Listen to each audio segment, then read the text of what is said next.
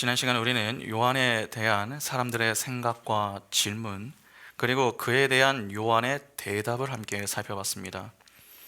빈들에서 회개의 세례를 선포하며 이 물로 세례를 주는 요한의 모습이 이 사람들에게는 상당히 신기하게 보였습니다. 광야에서 낙타털 옷을 입고 지내는 모습과 또 메뚜기와 석청을 먹으며 지내는 모습은 엘리야와 비슷해 보였고, 그의 사역은 말라기 선지자의 예언을 연상케 했습니다. 이에 사람들은 요한의 모습과 사역을 보면서 그들이 그토록 오매불망 기다리던 메시아가 아닐까, 그러한 기대를 가지고 요한에게 이 질문을 던지죠. 누가복음은 그리스도만 언급을 했지만 병행본문인 요한복음은 그리스도와 더불어서 엘리야와 선지자까지 총 세 질문을 던졌음을 다 확인했습니다. 사람들은 분명 이 셋 중에 하나가 아닐까, 그러한 기대를 가지고 요한에게 혹시 우리가 생각하는 그러한 존재냐라고 하는 것으로 물었습니다. 그러자 그 무리를 향해서 요한이 어떻게 대답을 했습니까? 나는 아니다, 아니다, 아니다. 그렇게 간단히 명료하게 대답을 했죠. 이것이 요한복음에 나오는 표현 방식이었습니다. 요한은 그냥 아니라고만 말할 뿐 왜 아닌가에 대한 이유를 설명하지는 않았습니다. 왜 요한이 무리에게 이와 같이 대답을 한 것입니까? 이는 빛의 세계에 속한 자들과 어둠에 속한 자들은 서로 대화가 되지 않음을 교훈하기 위함 때문이었습니다. 그러니까 어둠에 속한 자들이 던지는 질문에 요한은 빛의 언어로 응수를 한 것이죠. 그런데 우리는 그 속에서 요한의 겸손함을 함께 엿볼 수가 있었죠. 요한은 자신을 광야에 외치는 소리다, 그렇게 소개를 하였고, 자신은 이후에 오시는 예수의 신발끈도 풀기로 감당치 못한다, 그렇게 이야기를 했습니다. 그렇게 자신은 세해야 하고 그분은 흥해야 함을 강조하면서 철저하게 자기를 부인하는 그러한 모습을 보였죠. 왜 요한이 이렇게 자신을 부인하는 것입니까? 그가 자신의 역할이 무엇인가 하는 것을 정확하게 잘 알고 있었기 때문에 그렇습니다. 요한은 자신이 주인공이 아니라 주인공을 소개하기 위해서 부름을 받았음을 모르지 않았습니다. 그래서 그는 소리의 실체가 되지 않으려고 했었고, 자신이 드러나는 흥함의 자리에 서지 않으려고 했습니다. 그러니까 요한은 자신의 역할이 무엇인가 하는 것을 분명하게 알았고, 동시에 그가 넘지 말아야 할 선을 넘지 않기 위해서 부단히 노력을 했던 것입니다. 사람이 자신을 낮추는 것은 쉽지 않습니다. 특히 인기가 있고 높은 자리에 있으며 힘을 소유하고 있을 때면은 더욱 그렇죠. 당시 요한은 인기가 있었습니다. 많은 제자들이 그를 따르고 있었기 때문에 그는 높은 자리에 있었고 또 상당한 힘을 소유하고 있었습니다. 얼마든지 교만할 수 있는 것 아닙니까? 그러나 요한은 교만의 자리에 설 수 있음에도 불구하고 겸손의 자리에서 이탈하지 않았습니다. 그러면 왜 요한이 그렇게 겸손함을 겸비한 자로 살 수 있었던 것입니까? 그가 하나님의 은혜를 입으며 지내는 자였기 때문에 그렇습니다. 여러분, 요한은 복음을 증거하는 증인된 인생을 살았습니다. 그런데 요한과 같은 인생을 살도록 부름을 받은 자들이 있죠. 바로 교회와 성도입니다. 교회와 성도 역시 복음을 증거하는 증인으로 부름을 받은 자들입니다. 그러니까 우리가 바로 요한과 같은 인생을 살아가야 한다는 것이죠. 광야에 외치는 이 소리가 되어서 소리의 실체이신 예수 그리스도, 진짜 인생의 주인공이신 예수 그리스도, 진정 흥해야 하는 예수 그리스도를 증거하면서 이웃을 사랑해야 하는 자들이 바로 우리 아닙니까? 이를 위해 우리가 그렇게 하나님 사랑, 즉 하나님을 아는 지식을 얻기 위해서 부단히 애를 쓰는 것입니다. 그렇게 우리는 하나님을 사랑하고 이웃을 사랑하는 자, 즉 복음을 증거하는 증인된 자로 하나님의 영광을 위해서 사는 자들입니다. 그런데 어떠십니까? 그렇게 하나님 사랑, 이웃 사랑을 실천하는 것이 쉽게 느껴지십니까? 어려워도 너무 어렵다라고 하는 생각이 드시죠? 우리는 소리가 되기보다 소리의 실체가 되고 싶을 때가 많고, 내가 인생의 주인공이 되려고 하며 내가 흥해야 한다라고 사고할 때가 참 많습니다. 그래서 겸손함보다는 교만함으로 넘지 말아야 할 자리를 넘었다가 넘지 않았다가 그것을 반복하면서 그렇게 살고 있는 것 아닙니까? 왜 우리의 마음은 요한과 같이 멋지게 주를 위해서 사는 것인데 삶은 그렇지 못한 것입니까? 우리 힘으로 감당하려고 하기 때문입니다. 그래서 성도는 항상 하나님의 은혜를 구하는 일을 멈추면 안 되는 것이죠. 아무리 내가 힘이 있고 내가 능력이 있어도 하나님의 은혜가 없으면 여러분 지속하지 못합니다. 지속할 수 있는 힘은 하나님의 은혜에서 주어지는 것입니다. 그 은혜를 가볍게 여기는 순간 우리는 겸손함의 자리에서 이탈하게 되는 것이고 그렇게 교만의 자리에서 실패를 맛보게 되는 것입니다. 그러나 참으로 감사한 것이 여러분 무엇인 줄 아십니까? 그렇게 넘어지기를 반복하는 우리를 하나님이 포기하지 않으신다는 사실입니다. 왜 하나님이 자꾸 우리를 말씀과 기도의 자리로 인도하시는 것입니까? 하나님의 은혜를 부어주시기 위해서입니다. 그 은혜를 힘입어 다시 시작하라는 것이죠. 그 사랑과 은혜를 입으며 지내는 자들이 바로 우리입니다. 그러면 오늘 우리는 어떻게 해야 하는 것입니까? 우리를 말씀과 기도의 자리로 인도하실 때마다 불평하기보다는 감사함으로 하나님의 은혜와 사랑의 감격과 감동을 가지고 하나님을 찬미할 수 있어야 하는 것입니다. 그렇게 우리 손을 붙들고 다시 일으켜 세워 걸어가게 하시는 하나님만 믿고 다시 일어서서 걸어가면 되는 것입니다. 그러면 제가 질문을 하나 드려보겠습니다. 우리가 그렇게 말씀에 붙들려 살면은, 즉 하나님의 은혜를 힘입어 복음을 증거하는 증인된 삶을 살면은 우리의 인생은 평탄합니까? 내 힘을 의지하지 않고 하나님의 은혜를 힘입어서 살기만 하면은 내 인생의 어려움은 사라지느냐 하는 것입니다. 결론부터 말씀드리면 그렇지 않습니다. 오늘 이야기가 이를 잘 보여주는데 먼저 본문 한번 보겠습니다. 누가복음 3장 18절부터 보시면 또 그 밖에 여러 가지로 권하여 백성에게 좋은 소식을 전하였으나 분봉왕 헤롯은 그의 동생의 아내 헤로디아의 일과 또 자기가 행한 모든 악한 일로 말미암아 요한에게 책망을 받고 그 위에 한 가지 악을 더하여 요한을 옥에 가두니라. 요한이 여러 가지로 권하여서 백성들에게 이 좋은 소식을 전했습니다. 여러분, 이 18절에 권하여라고 번역이 된 이 헬라어 단어는 파라칼레오입니다. 이는 간청하다, 권고하다 라고 하는 의미로 사용이 됩니다. 그러니까 권면하고 훈계하다 라고 하는 뜻을 담고 있는 것이죠. 요한은 회개를 필요로 하는 이들에게 권면하고 훈계를 했습니다. 그런데 그렇게 그가 권면하고 훈계했었던 것이 무엇입니까? 좋은 소식입니다. 좋은 소식을 전하는 것이죠. 좋은 소식으로 번역이 된 이 헬라어 단어가 유앙겔리조마이입니다. 이는 복음을 의미하는 단어입니다. 복음. 그러니까 요한은 회개를 필요로 하는 이들에게 무엇을 전한 것입니까? 복음을 전한 것입니다. 특별히 좋은 소식을 전했다라고 하는 이 내용을 여러분 원문으로 보면은 누가는 이를 미완료 과거 시제로 기록을 했습니다. 이는 한때 요한이 잠시 복음을 선포하는 것으로 끝내는 것이 아니라 광야에서 사역을 시작하고서 계속해서 이 복음을 전했다고 하는 것입니다. 다시 말해서 그는 한결같은 모습으로 사역을 감당했던 것이죠. 그러니까 하나님의 은혜를 입은 자는 여러분 어떻게 산다고 하는 것을 알 수 있습니까? 첫째, 분명한 사명의식을 갖고 살아가고, 둘째, 지속적으로 사명을 감당하는 삶을 산다라고 하는 사실을 알 수 있습니다.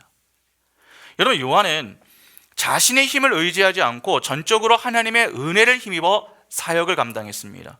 이는 그가 인간의 유한함과 한계성을 잘 알고 있었다라고 하는 말입니다. 혹시 사람이 자기 힘을 믿고서 하나님의 일을 하면은 어떤 현상이 생기는 줄 아십니까? 시작은 좋은데 지속하는 힘이 부족하며 주를 위한 것이 아니라 자신을 위한 것이 되는 이 소위 주객 전도 현상이 생겨납니다. 코로나19가 창궐을 하고서 비대면 예배라는 개념이 생겨나고 온라인 예배가 상당히 활성화가 되었죠. 그래서 유튜브에 설교 영상들이 많이 올라오기 시작했습니다. 잘 아시다시피 유튜브는 좋아요와 싫어요 그리고 이 조회수가 나옵니다. 그러니까 처음에는 잘 모르다가 나중에 이 설교를 하고 나면은 목회자들이 무엇을 했는 줄 아십니까? 자신이 설교한 영상의 이 조회수가 얼마나 나왔는지, 그리고 좋아요와 싫어요, 그리고 이것이 얼마나 찍혔는가를 살펴보고 있었습니다. 좋아요가 많으면 기분이 좋아집니다. 그러나 반대로 싫어요가 많으면 매우 실망을 했습니다. 아마 어떤 분들은 무슨 이 목회자가 어린아이도 아니고 그런 것들을 신경을 다 쓰나, 그렇게 유치하게 생각하실지도 모르겠습니다. 그러나 설교자도 여러분 사람입니다. 자신의 영상이 올라가고 사람들이 보는데 신경이 쓰이는 것은 너무나도 당연한 것이죠. 그런데 이에 대해서 우리가 조금 고민해 볼 문제가 있습니다. 일단 설교를 듣고 사람들이 좋아요와 싫어요를 누르는 모습이 많은데 도대체 무슨 기준으로 평가를 하는 것입니까? 설교는 목사의 입술을 통해서 선포되는 말씀을 통해서 하나님의 음성을 듣고 그 뜻을 발견하는 시간입니다. 그러니까 하나님이 어떤 분이시고 하나님이 우리를 위하여 하신 일이 무엇인가 하는 것을 이해하고 깨달으며 우리의 죄에 대한 비참과 우리의 유일한 구원자 예수 그리스도로 인한 구원의 필요성과 중요성을 배움으로 그 은혜와 사랑에 감사하는 시간, 그 시간이 바로 설교 시간입니다. 그런데 유튜브에 다른 영상들과 똑같이 설교 영상을 보면서 내 마음에 흡족하면 좋아요를 누르고 그렇지 않으면 싫어요를 누른다고 하는 것이 맞는 것입니까? 그래서 한때 이 문제 때문에 일부 목사님들이 마음고생을 참 많이 하셨습니다. 설교를 올리는 것이 부담이 되기도 하고 또 이 무섭기도 하다는 이유로 아예 설교 영상을 올리지 않는 분들도 계셨고 또 실시간 예배 때만 잠시 이 영상을 올렸다가 바로 내리시는 분들도 있었습니다. 이에 교회들마다 이 문제를 해결하기 위해서 취했던 조치가 좋아요와 이 표시를 빼고서 댓글창을 딱 닫아버리는 것이었죠. 그러니까 몇 명이 좋아요를 누르고 싫어요를 확인할 수 없게 만든 것입니다. 어떠한 면에서 이러한 모습이 유치한 것 같지만 이를 가볍게 볼 문제는 아닙니다. 말씀을 대하는 성도들의 태도와 유튜브 영상에 대한 평가에 연연해하며 어떻게든 조회수가 잘 나오고 좋아요를 좀 많이 받으려고 설교에 즐거움과 재미를 추구하는 목회자들을 보면은 인간이 얼마나 연약하고 한계가 선명한 존재인가 하는 것을 생각해 볼 수 있는 것입니다. 종종 우리는 강한 사람은 흔들리지 않는다 그렇게 생각하는 경향이 있습니다. 그러나 그렇지 않습니다. 강한 사람도 충분히 흔들릴 수 있습니다. 강한 자가 흔들리지 않는 것이 아니라 하나님의 은혜가 떠나지 않는 자가 흔들리지 않는 것입니다. 생각해 보시기 바랍니다. 아담이 산자가 된 것은 언제입니까? 흙으로 지음을 받았을 때가 아닙니다. 하나님이 그 코에 생기를 불어 넣어 주셨을 때입니다. 그때 인간은 생명이 되었습니다. 그 전까지는 그냥 고기 덩어리에 불과했었죠. 그러면 하나님의 은혜가 빠져나가면 여러분 인간은 무엇이 되는 것입니까? 그냥 육체가 되는 것입니다. 고기 덩어리. 쉽게 넘어지고 쓰러지는 그러한 나약한 존재가 되는 것이죠. 인간은 그리 강한 존재가 아닙니다. 하나님이 없으면 아무것도 아닌 존재가 바로 인간입니다. 그래서 우리는 날마다 하나님 앞에서 겸손해야 하는 것이죠. 이 정도면 되겠지. 그게 아닙니다. 주님 다시 만나는 그날에 이르기까지 하나님 앞에 은혜를 구하는 모습이 있어야 합니다. 그 은혜를 구하는 자가 지혜로운 자입니다. 그 은혜를 날마다 구할 줄 아는 자가 여러분 진짜 신앙이 성숙한 자입니다. 내가 경험이 많고 노력하기 때문에 하나님의 사명을 지속적으로 감당할 수 있는 것이 아닙니다. 하나님의 일은 하나님이 하시는 것입니다. 그 일을 어떻게 우리가 우리의 힘으로 감당하겠습니까?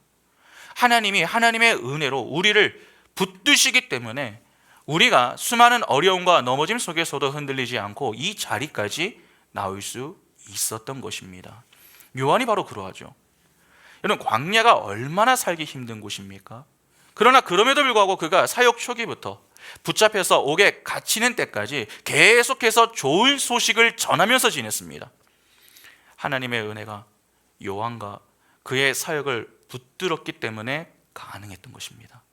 그 은혜를 아는 자가 고백하는 것이 바로 바울이 했던 이 고백 아닙니까? 고린도전서 15장 10절에 그러나 내가 나 된 것은 하나님의 은혜로 된 것이니 내게 주신 그의 은혜가 헛되지 아니하여 내가 모든 사도보다 더 많이 수고하였으나 내가 한 것이 아니요 오직 나와 함께 하신 하나님의 은혜로라. 고든 맥도날드가 쓴 내면 세계의 질서와 영적 성장이라고 하는 책이 있습니다. 그 책에 세례 요한의 이야기를 나누는데 이런 내용이 나옵니다. 부름을 받은 사람은 흔들리지 않고 목적 의식을 지니며 변함없는 헌신을 몸소 실천한다. 오늘 본문과 정확하게 일치하는 내용 아닙니까? 그러니까 은혜로 부름을 받은 자는 분명한 목적 의식을 가지고 꾸준히 그 은혜를 힘입어 사명을 감당하는 것입니다. 그런데 여기서 우리는 조금 생각해 볼 내용이 있습니다. 누가는 요한이 전한 소식을 좋은 소식이라고 했습니다. 복음이 좋은 소식입니다.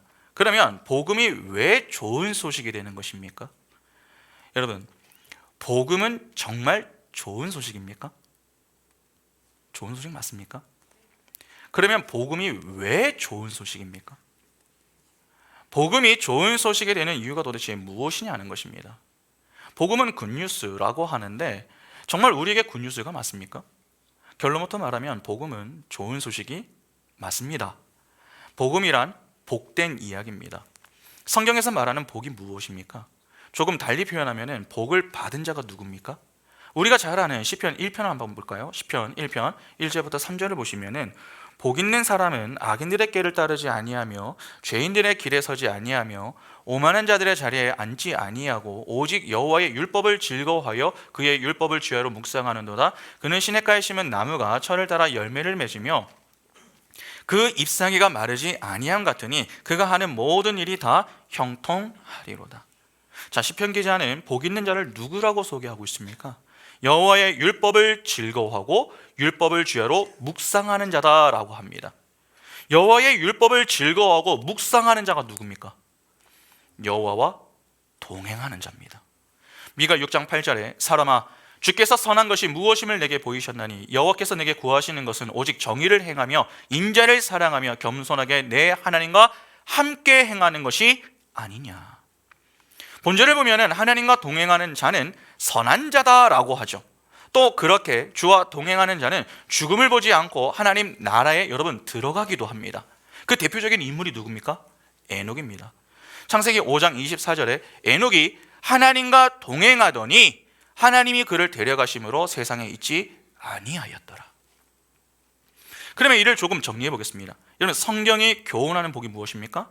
하나님과 동행하며 하나님의 말씀에 순종하는 선한 인생을 사는 것입니다. 하나님은 아무하고나 함께하지 않으시죠. 하나님은 거룩하신 분이십니다. 더럽고 추악하며 악한 자들, 즉 거룩하지 않은 이들과 함께하지 못하십니다. 죄와 공존 자체가 불가하신 분이시죠. 그러면 적어도 무슨 문제가 해결된 자들과만 함께 하시는 것입니까? 죄의 문제입니다. 죄의 삭은 사망입니다. 죄의 문제가 해결된다라고 하는 것은 곧 죽음의 문제가 해결됨을 의미합니다. 그러면 주님과 동행하는 것이 복되다라고 하는 이유는 결국 무엇 때문입니까?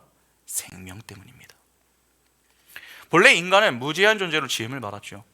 의로운 자는 하나님과의 바른 관계 속에서 하나님을 찬미하며 살면 됐습니다. 하나님을 찬양하는 것, 그것이 인간이 창조된 목적이었습니다. 하나님을 찬양한다 하는 것은 곧 그분만이 진정한 왕이심을 인정하는 것입니다. 다시 말해서 하나님만 왕으로 모시며 사는 것을 의미하는 것이죠. 그렇게 하나님께 영광을 돌리며 살아야 했던 자가 여러분 인간이었습니다. 그런데 선악과 사건이 발생하면서 인간이 스스로 왕이 되겠다고 나섰습니다. 그 결과 인간은 왕이신 하나님과의 관계가 깨졌고 그로 인해 하나님이 공급해 주시던 생명력을 상실하게 됩니다. 그러니까 죽게 된 것이죠. 그 죄의 문제를 해결하지 못하는 이상 그 누구도 살 수가 없습니다. 그런데 그 죄의 문제를 인간 스스로는 해결할 수가 없습니다. 그래서 보내주신 분이 하나님의 독생자이신 예수 그리스도입니다. 예수께서 왜 오셨습니까? 자기 백성을 죄에서 구원하기 위해서 오셨습니다. 죄에서 구원한다는 것은 곧 죽음의 자리에서 건짐을 받음을 의미하며 동시에 하나님과의 깨졌던 관계가 다시 회복된다라고 하는 말 아닙니까? 하나님과의 관계가 회복이 되면은 당연히 주어지는 것이 무엇입니까? 생명입니다. 그래서 예수를 믿어 영접하는 자에게는 영생이 있다 말씀하시는 것이고 이를 바로 복이다라고 하는 것입니다. 예수를 믿어 생명을 얻은 자는 얻은 생명을 잃지 않기 위해서 생명을 주시는 예수와 연합된 상태에서 벗어나지 않으려고 합니다. 복음은 바로 그런 예수 그리스도의 이야기이며 그분께 인도하시는 분이 성령인 것이죠. 하나님은 또 다른 보혜사이신 성령을 보내어 주셔서 그 성령을 의지하는 자로 예수로 향하게 되며 그 예수를 통해서 성도는 아버지이신 하나님과 교제를 누리게 됩니다. 그러면 당연히 하나님과 동행하는 자는 무엇을 하겠습니까? 주의 말씀을 주야로 묵상하게 되는 것입니다. 주의 말씀을 묵상하기 때문에 그 말씀에 순종하는 자가 되겠죠. 그 순종이 우리의 삶의 열매를 맺는 모습으로 나타나는 것인데 그 열매가 무엇입니까? 바로 성령의 열매입니다. 조금 전에 살펴본 시편 기자가 그런 자들은 복이 있다라고 했습니다. 그러면 결국 여러분 복음은 무엇이 되는 것입니까? 복된 소식이 되는 것이며 동시에 좋은 소식이 되는 것입니다. 여러분 복음은 좋은 소식입니다. 그 복음은 우리를 죄의 자리에서 돌이켜 구원의 자리로 인도합니다. 다시 말해서 죽음이 아닌 생명과 영광의 자리로 이끈다는 것이죠. 그런데 구원을 받기 위해서는 반드시 이 전제가 되어야 하는 것이 있습니다. 바로 내가 죄인이다 라고 하는 사실을 자각하고 인정하는 것입니다. 내가 죄인이라는 사실을 시인해야 합니다. 그래서 복음은 죄에 대한 이 책망이 꼭 들어가 있습니다. 요한의 사역을 통해서 다 확인하지 않았습니까? 죄에 대한 자각이 없으면 우리는 구원자의 필요성과 중요성을 인지할 수가 없습니다. 적어도 죄가 무엇이고 그 죄로 인한 결과가 무엇인지를 알아야 그 문제의 심각성을 인지하고 살 수 있는 유일한 길은 예수를 믿는 것밖에 없다라고 하는 결론에 이를 수가 있는 것입니다. 그래야 성도가 겸손히 하나님 앞에 나와서 주님, 제가 죄인입니다. 아니, 죄인 중에 괴수입니다. 저는 하나님의 은혜가 꼭 필요합니다. 그렇게 간구할 수 있는 것이죠. 그러니까 거듭남은 여러분 기분 좋게 일어날 수 있는 문제가 결코 아닙니다. 복음이 좋은 소식이다 라고 하지만 모두에게는 그렇지가 않습니다. 책망받는 일에 기분 좋아할 사람이 과연 몇 명이나 되겠습니까? 특히 이 땅에서 윤리 도덕적으로 착하고 성실하게 살기 위해서 애를 쓰는 사람일수록 자신을 향해서 너는 죄인이다, 너는 먼지다, 너는 죽은 흙이다, 그렇게 말한다면 얼마나 자존심이 상하겠습니까? 때문에 복음은 좋은 소식이지만 모두에게 좋은 소식이 될 수는 없는 것입니다. 누군가에게는 좋은 소식이 되지만 누군가에게는 좋지 못한 소식이 되는 것이죠. 그러면 복음은 누구에게 좋은 소식이 되고 누구에게 좋지 못한 소식이 되는 것입니까? 하나님의 백성들에게는 복음이 좋은 소식이 되지만 그렇지 않은 하나님의 택함에서 유기된 자들, 즉 죄인들에게는 복음이 좋지 못한 소식이 됩니다. 자꾸 사람들이 기독교에 대해서 오해하는 것이 있습니다. 바로 복음은 만민의 것이다 라고 하는 사고죠. 듣기에는 참 좋습니다. 하나님은 사랑이시기 때문에 모든 자를 사랑하시고 긍휼히 여기시며 구원하신다. 얼마나 하나님이 인자하고 사랑 가득한 분처럼 보입니까? 모든 자를 다 품어주시는 그 하나님의 은혜가 얼마나 크고 놀랍게 보이며 또 그 사랑을 입는 것에 대한 감격과 감동은 또 얼마나 크겠습니까? 그러나 우리의 생각과 달리 하나님은 모두를 위해서 복음을 주신 것은 아닙니다. 분명 복음은 모두에게 선포가 됩니다. 그런데 그 복음에 합당하게 반응하는 자들은 극히 제한되어 있습니다. 합당한 반응이란 그 복음을 좋은 소식으로 듣는 자들을 의미합니다. 죄에 대한 책망을 듣고 자신의 죄인됨을 인정하며 겸손히 주 앞에 나와 하나님의 은혜를 구하는 자들이 바로 하나님의 택한 백성입니다. 그런 자들에게 복음은 좋은 소식이요 기쁜 소식이며 복된 소식이 됩니다. 그러나 그렇지 않은 자들에게 복음은 매우 기분 나쁜 소식이 됩니다. 사람은 연기의 달인입니다. 아무리 많은 잘못을 했어도 그 잘못을 모르는 이들 앞에 딱 서면은 연기를 합니다. 마치 선한 자처럼 잘못하지 않은 자처럼 그렇게 보이는 것이죠. 가끔 이런 경우가 있습니다. 교회에서는 너무나도 열심히 합니다. 봉사도 열심히 하고 예배도 한 번도 빠지지 않고 모든 일에 최선을 다하는 것이죠. 그리고 말도 예쁘고 또 공손하게 하며 대화를 하면 야, 이렇게까지 신앙이 깊을까? 그렇게 감탄을 자아낼 만큼 열심과 열정을 갖고 신앙생활하는 분들이 있습니다. 그런데 교회만 딱 나가면 그런 모습이 싹 사라집니다. 집에 들어가면은 아내에게, 남편에게, 자녀에게 따뜻하게 대하지 못하고 가정을 제대로 돌보지 못하는 분들이 있습니다. 그래서 가끔씩 이 교회에서 자녀들이 자신의 부모가 다른 집사님들이나 아니면 권사님들 또는 이 목사님하고 대화를 하는데, 엄마, 집에서는 안 그러시잖아요. 아빠, 집에서는 안 그러시잖아요. 그렇게 이야기를 하여서 상당히 곤욕을 치르는 그런 경우가 있습니다. 보통 많은 분들이 교회에서는 거룩하고 이 밝은 얼굴로 있기 때문에 교회 밖에서의 모습은 정확하게 알 수가 없습니다. 겉으로만 보면은 사랑이 참으로 가득해 보이는 곳, 그곳이 교회입니다. 그러나 정작 우리 자신을 돌아보면은 우리가 그리 선하지 않고 거룩과도 거리가 멀고 사랑보다는 시기와 질투, 거짓이 더 많다라고 하는 사실을 너무나도 잘 알고 있지 않습니까? 사람들이 자신의 실체를 모를 때는 괜찮습니다. 그런데 자신의 실체가 드러날 상황이 생기면 그때부터 어떻게 됩니까? 상대를 매우 경계하고 예민하게 반응하며 공격 자세를 취합니다.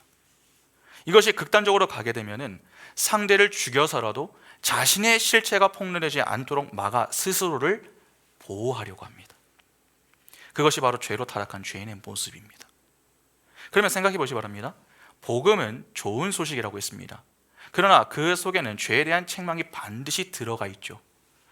너는 선하다고 하지만 선한 것이 아니다. 선한 가면을 쓰고 있는 죄인이다. 하나님의 은혜가 아니면 너는 죽은 흙이니 그것을 인정해라. 그렇게 죄인의 실체를 폭로하는 것이 복음입니다. 복음신 예수가 오셔서 하시는 일이 바로 이것과 관련이 있는 것 아닙니까? 누가복음 2장 35절 보시면 또 칼이 내 마음을 찌르듯 하리니 이는 여러 사람의 마음의 생각을 드러내려 함이니라 하더라. 예수께서 공생의 시절 그렇게 사람들의 시기와 질투 그리고 결국 붙잡혀서 십자가에서 죽임당하신 이유는 다른 게 아닙니다. 유대인들의 실체를 온 세상에 폭로했기 때문입니다. 가짜는 진짜는 가짜의 정체를 폭로합니다. 빛이 오면 어둠은 물러납니다. 그런데 어둠은 물러나기 싫어하죠. 그래서 어둠이 빛을 삼키려고 하는 것입니다. 이를 달리 말하면 죄인은 복음을 싫어한다는 것입니다. 왜 그렇습니까? 결국 그 복음은 그들에게 왕의 자리에서 내려와서 다른 왕을 섬겨라 라고 하는 말로 들리기 때문에 그렇습니다. 자신의 실체가 폭로되는 것을 참지 못합니다.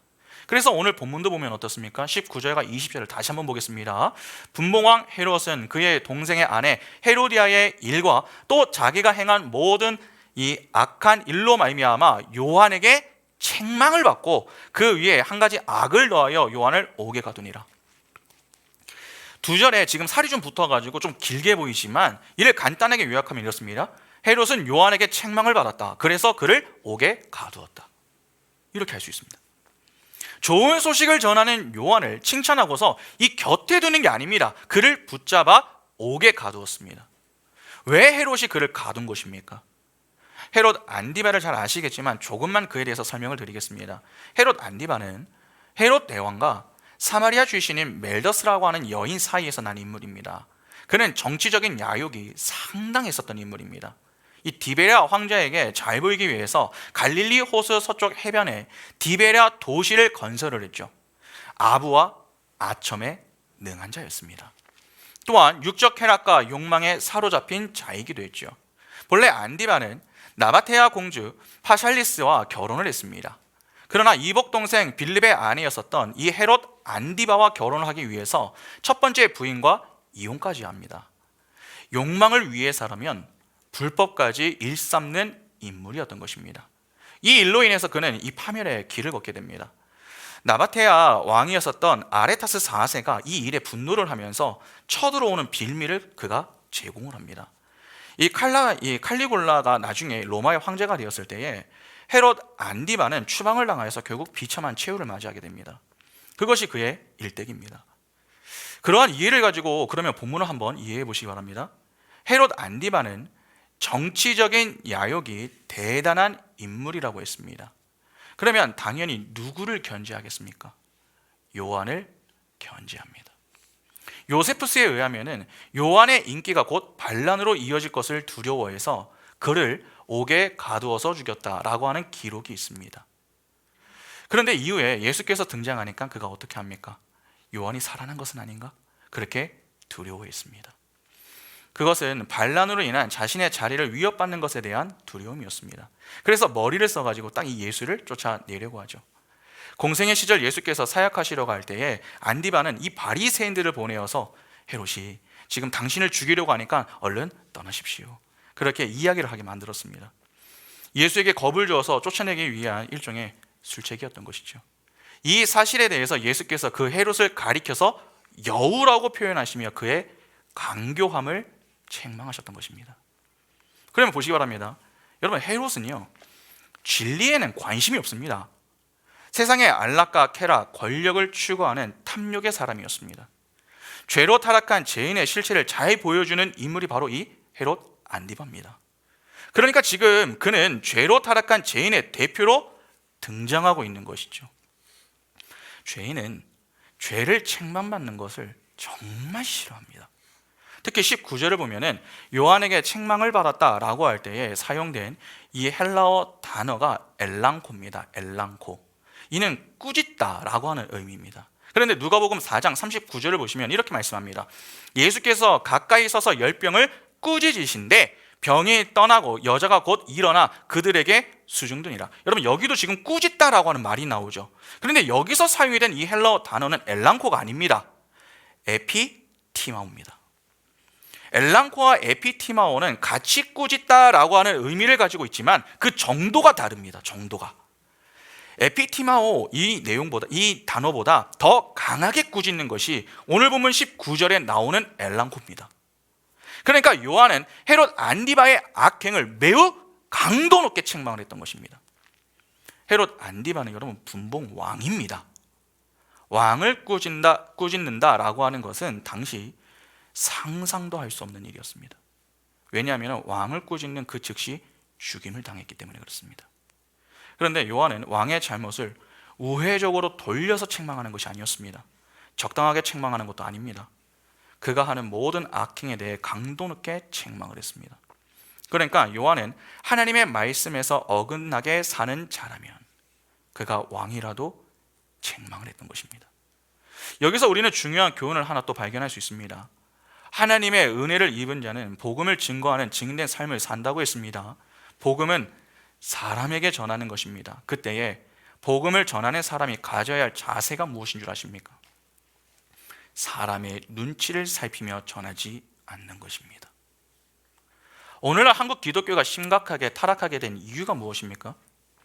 말씀을 말씀대로 선포하지 않고 사람들의 비위에 맞추어서 선포하려고 하는 것 아닙니까? 자꾸 사람들이 어떻게 들을까? 혹시 사람들이 이 설교를 듣고서 교회를 떠나는 것은 아닐까? 그런 것들을 걱정하며 정말 해야 할 말들을 하나 둘 빼고 하는 것입니다. 그러니까 사람들이 듣기 좋은 내용들로만 가득합니다. 그러나 기억하셔야 됩니다. 여러분, 설교는 우리 귀에 듣기 좋은 내용이 되면 안 됩니다. 복음은 우리의 죄를 책망하는 것에서부터 시작이 되어야 합니다. 죄에 대한 자각을 갖는 것이 선행되지 않으면 구원의 감격은 주어질 수 없습니다. 때문에 죄에 대한 책망은 반드시 주어져야 됩니다. 그러면 아무래도 복음은 좋은 소식이지만 성도에게 쓰리게 다가오는 것도 사실입니다.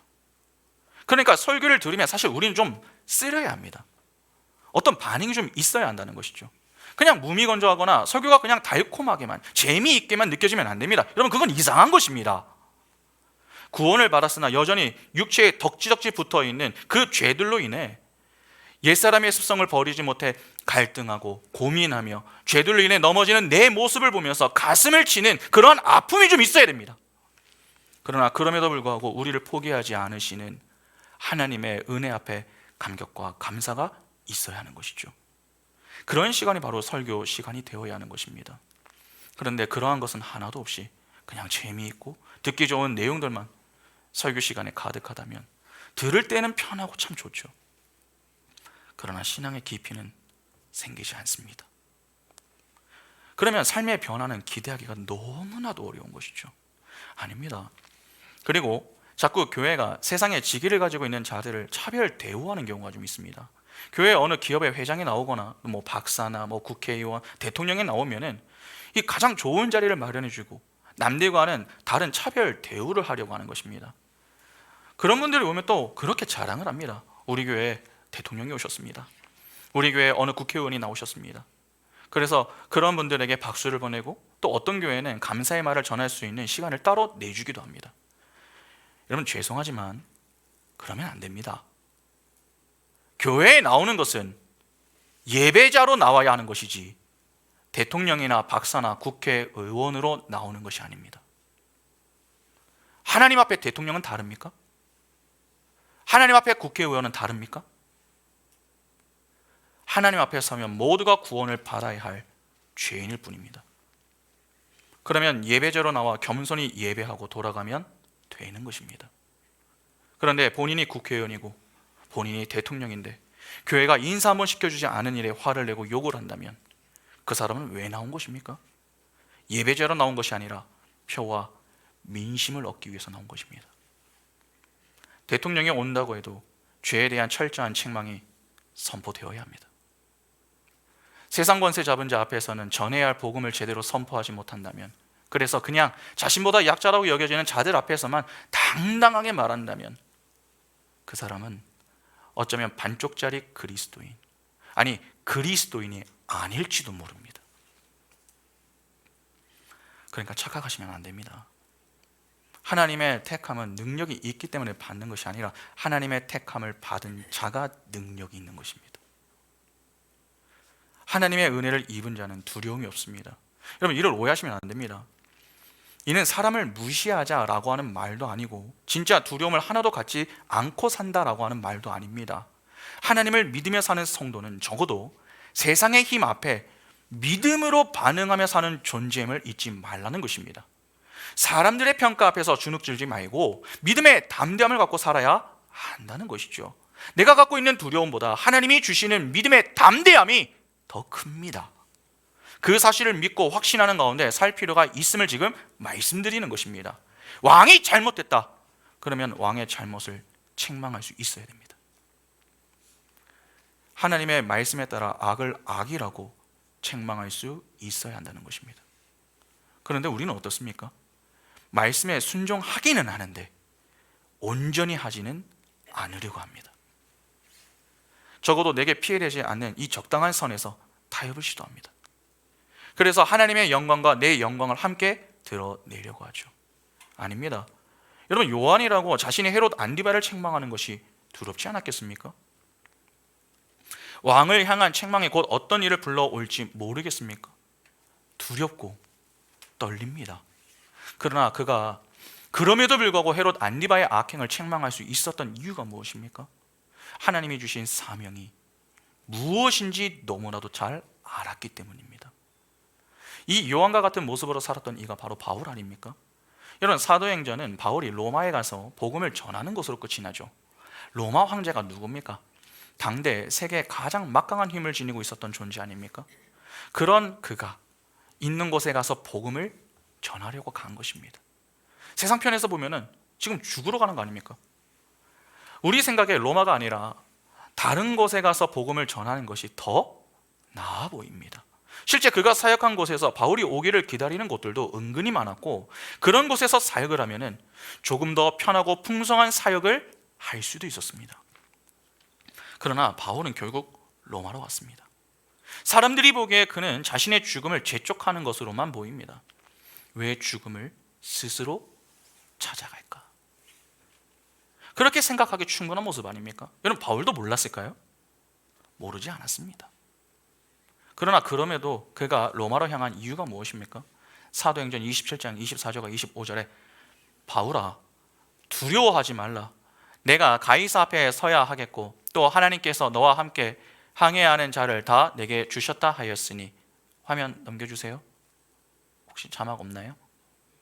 없습니까? 그러므로 여러분이요 안심하라. 나는 내게 말씀하신 그대로 되리라고 하나님을 믿노라. 여러분, 그가 가고 싶어서 간 게 아닙니다. 하나님의 말씀이 있었기 때문에 간 것입니다. 여러분, 요한과 바울의 공통점이 무엇인 줄 아십니까? 그들은 내가 얼마나 사는가를 두고 고민했던 자들이 아닙니다. 오히려 내가 왜 사는가 하는 것을 두고 고민했던 자들입니다. 그들은 자신들이 말씀의 종이라는 사실을 잊지 않았습니다. 비록 내키지 않은 것이 있을지라도 하나님이 말씀하시면 그 말씀에 예라고 순종했습니다. 왜냐하면 그것을 위해서 그들이 부름받았음을 너무나도 잘 알았기 때문이죠. 남들이 보기에 요한이나 바울은 바보입니다. 어리석은 것이죠. 그러나 하나님 앞에서 그들에게 중요한 것은 내 안위를 위해서 하나님의 말씀에 온전히 순종치 않는 것보다 하나님을 위해서 그 말씀에 온전히 순종하는 것이 더 중요하다는 사실을 붙들고 살았습니다. 이것이 하나님의 은혜를 입어 복음을 증거하는 증인된 삶인 것입니다. 하나님의 사람은 인생의 기준을 자신의 생각과 자신의 판단, 자신의 경험에 두지 않습니다. 하나님의 말씀에 둡니다. 하나님이 무슨 말씀을 하시든 그것이 하나님의 말씀이라면 그 말씀에 순종합니다. 신앙이 점점 좋아진다라고 하는 것이, 여러분, 우리는 복잡해진다 그렇게 생각할지 모르겠습니다. 그러나 사실은 그 반대입니다. 오히려 점점 단순해집니다. 전에는 언제 해야 하나? 어떻게 해야 하나? 하면 무엇을 주시나? 그렇게 이런저런 것들을 다 계산하고 따져가며 순종을 했지만 조금씩 믿음이 성장하고 성숙하면은 그러한 것들조차 하나님께 맡기고 겸손히 따릅니다. 이건 묻지 않습니다. 하나님이 말씀하시면 그 말씀하신 때까지 믿음으로 순종합니다. 노아가 120년 동안 방주를 믿음의 인내를 가지고 지었던 것처럼 하나님의 사람은 그렇게 믿음의 인내를 가지고 하나님과 동행하는 그 일에만 힘을 냅니다. 그래서 상황에 절망하지 않습니다. 사람 때문에 실족하지 않습니다. 힘이 들어도 포기하지 않습니다. 왜 그런 줄 아십니까?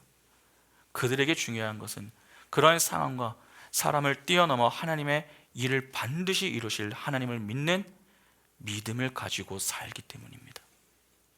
오늘 우리가 가져야 할 믿음이 바로 그러한 믿음 아닙니까? 그런데 우리는 하나님을 믿는 믿음을 가지고 세상 앞에 담대하게 사는 것이 아니라 세상 사람들의 눈치를 살피며 지내고 있습니다.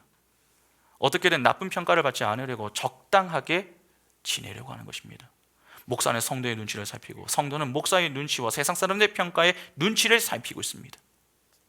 그래서 죄를 죄라고 말하지 못하고 돌려서 그렇게 하면 안 되는 것 아닌가? 그렇게 이도저도 아닌 어중간한 그러한 모습들만 가득한 것입니다. 아닙니다.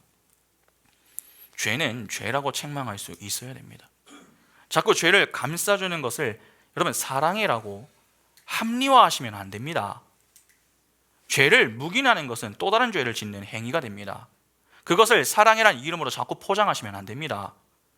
진짜 사랑은 죄가 얼마나 무서운 것인가 하는 것을 깨닫게 해주어서 다시는 그 죄의 자리에 서지 않도록 이끌어주는 것입니다.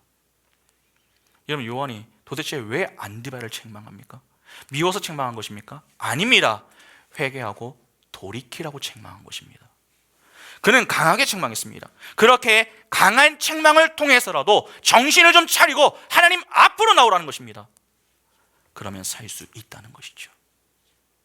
그러나 눈이 어두워진 정도가 아니라 완전히 눈이 감겨진 상태에 있는 자들은 어떠합니까? 그 숨겨진 뜻을 발견하지도 못하고 음성을 듣지도 못합니다. 그러면 무엇만 보이고 무엇만 들리겠습니까? 자신을 책망하는 사람만 보이고 자신에게 고통을 주는 음성, 잔소리만 들립니다.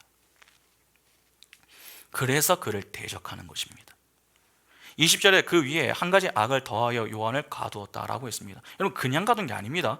악을 하나 더하여 가두었다고 했습니다. 죄인이 가지고 있는 발상이 무엇입니까? 눈에는 눈, 이에는 이가 아닙니다. 한 대 맞으면 2대 이상으로 돌려주겠다는 것입니다.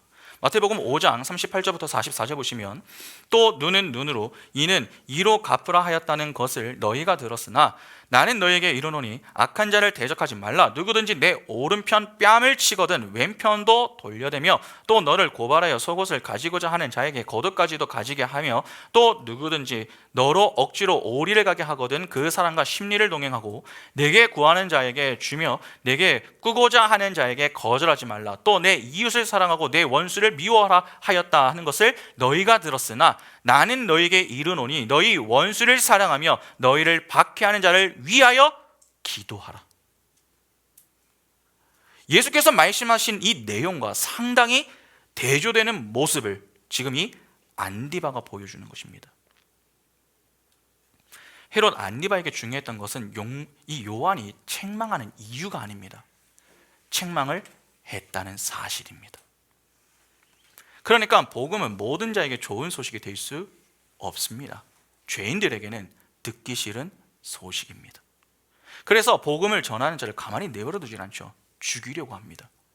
무력으로 제압하려고 하는 것이죠. 요한이 옥에 갇혔습니다. 복음을 전한 결과가 옥에 갇혀 결국 목이 잘려 죽는 것입니다. 이 정도면 굴욕을 당하는 차원을 넘어서서 완전히 망한 수준 아닙니까? 가끔 요한을 보면서 측은하게 생각하는 분들이 있습니다. 야, 참 안타깝다. 안 됐다. 그렇게 요한을 바라보는 것입니다. 그러나 그렇게 보면 안 됩니다.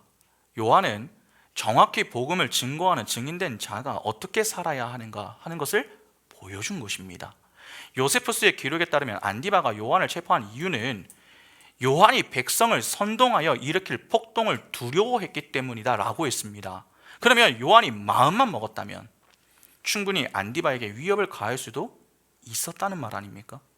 그러나 그는 그렇게 하지 않았습니다. 왜냐하면 그 일이 하나님의 영광과 아무런 관련이 없었기 때문에 그렇습니다. 기본적으로 죄인은 죽임당하는 쪽에 서지 않습니다. 죽이는 쪽에 서서 여인의 후손과 원수되어 그들을 죽이려고 합니다. 그때 우리는 칼을 들고 같이 죽이는 자리에 서면 안 되는 것입니다. 오히려 죽이려는 그들의 손에 의해서 죽임을 당하는 자리로 가야 하는 것이죠. 그 죽임당하는 자리에 서는 것으로 죄인의 악이 세상 가운데 폭로가 되는 것이며 동시에 우리가 하나님의 자녀됨을 증거하게 되는 것입니다.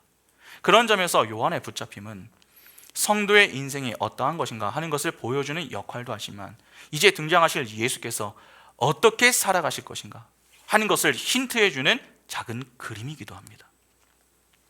이제 곧 등장하실 예수께서도 요한과 같이 자기를 부인하며 오직 복음을 증거하는 증인된 삶을 사셨습니다. 하나님의 은혜를 입어 시작부터 마지막까지 오직 하나님의 영광만을 드러내셨습니다. 따지지도 묻지도 항변하지도 않았습니다. 복음을 전하는 일에 수많은 대적들이 들고 일어나서 예수를 모함하고 동족 유대인들의 손에 붙잡혀 죽임을 당하셨습니다. 그분은 하나님이십니다. 능력이 많으신 분이십니다. 그 능력으로 모든 이들을 제압할 힘이 있으셨습니다. 그러나 그 힘을 사용하지 않으셨습니다. 무기력한 어린 양처럼 그냥 죽임을 당하셨습니다. 그 죽임은 사람들의 눈에는 개 죽음과 다르지 않았습니다. 실망을 주는 그러한 죽음이었던 것이죠. 왜냐하면 사람들은 강력한 메시아를 꿈꿨기 때문에 그렇습니다. 그러나 세상 힘으로 죽이려는 자들 앞에 죽임당하는 어린 양에 대해 십자가를 지심으로 죽임당하신 그 어린 양의 보혈로 인해서 여러분 어떤 일이 일어났습니까? 온 천하에 죄인들의 실체가 낱낱이 폭로가 되었고 그 가운데 하나님의 택한 백성들의 구원이 일어나게 되었습니다. 다시 말해서 하나님의 하나님 되심이 드러났다는 것입니다. 그러니까 요한의 붙잡힘과 이 죽임당함은 예수의 소명과 운명을 예고하는 역할, 즉 예수의 십자가 사건을 예고하는 것이나 다름이 없는 것입니다. 예수의 십자가 사건을 통해서 승리가 일어났습니다. 그러면 요한의 붙잡힘과 여러분 죽임당함을 어떻게 보아야 하는 것입니까? 패배가 아니라 승리로 볼 수 있어야 하는 것입니다. 이 모순을 잘 이해하셔야 됩니다. 오늘날 여전히 많은 사람들의 관심은 우리는 언제까지 살 것인가 하는 것에 있습니다. 장수하고 싶고 이 땅에서 오래 살면서 세상에서 떵떵거리며 살고 싶어 합니다. 그러나 성경은 우리가 왜 살고 무엇을 위해 살며 누구를 위해 사는가 하는 것을 교훈하고 그러한 것에 관심을 두고 있다고 하는 사실을 기억하셔야 됩니다. 우리의 관심은 우리는 왜 사는가 하는 것에 있어야 합니다. 여러분, 우리는 왜 사는 것입니까? 하나님의 영광을 위해서 사는 것입니다. 우리는 그 영광을 위하여 부름을 받은 자들입니다. 영광의 부르심을 받았다라고 하는 것은 그 부르심 속에서 우리가 해야 할 일이 있다는 것 아닙니까? 그게 뭡니까? 담대히 복음을 전하는 것입니다. 그런데 그냥 복음을 전할 수는 없습니다. 전하기 위해서는 먼저 알아야 합니다. 그래서 우리가 이렇게 하나님을 아는 지식을 얻기 위해서 매주 말씀과 기도에 열심을 내는 것입니다. 그러면 설교 앞에서 언급했던 부분을 좀 정리해 볼까요? 여러분, 하나님의 은혜를 힘입어 복음을 증거하는 증인된 삶을 산다고 고난과 고통이 사라지는 것은 아닙니다. 오히려 하나님의 은혜를 힘입어 믿음으로 살고자 할 때면은 우리 인생의 세상의 권세 잡은 자들과 사단의 유혹과 시험 때문에 우리는 더 극심한 고통과 고난의 자리에 서게 됩니다. 성도가 주를 위하여 고난당하는 것은 이상한 게 아닙니다. 진리를 위하여 살다가 당하는 고통은 믿음이 없어서 생기는 것이 아니라 믿음이 있기 때문에 생기는 것입니다. 그 고난 때문에 믿음을 잃으면 여러분 다 잃는 것입니다. 그때 우리의 믿음을 지키기 위한 수고가 필요한 것이죠. 세상은 그런 우리의 수고를 미련하다 그렇게 조롱할 수 있습니다. 그러나 적어도 하나님은 그런 우리의 모든 수고를 귀하게 여겨주신다 라고 하는 사실을 꼭 기억하시기 바랍니다. 베드로전서 4장 12절부터 보시면 사랑하는 자들아 너희를 연단하려고 오는 불시험을 이상한 일 당하는 것 같이 이상히 여기지 말고 오히려 너희가 그리스도의 고난에 참여하는 것으로 즐거워하라. 이는 그의 영광을 나타내실 때에 너희로 즐거워하고 기뻐하게 하려 함이라. 너희가 그리스도의 이름으로 치욕을 당하면 복 있는 자로다. 영광의 영 곧 하나님의 영이 너희 위에 계심이라. 너희 중에 누구든지 살인이나 도둑질이나 악행이나 남의 일을 간섭하는 자로 고난을 받지 말려니와 만일 그리스도인으로 고난을 받으면 부끄러워하지 말고 도리어 그 이름으로 하나님께 영광을 돌리라.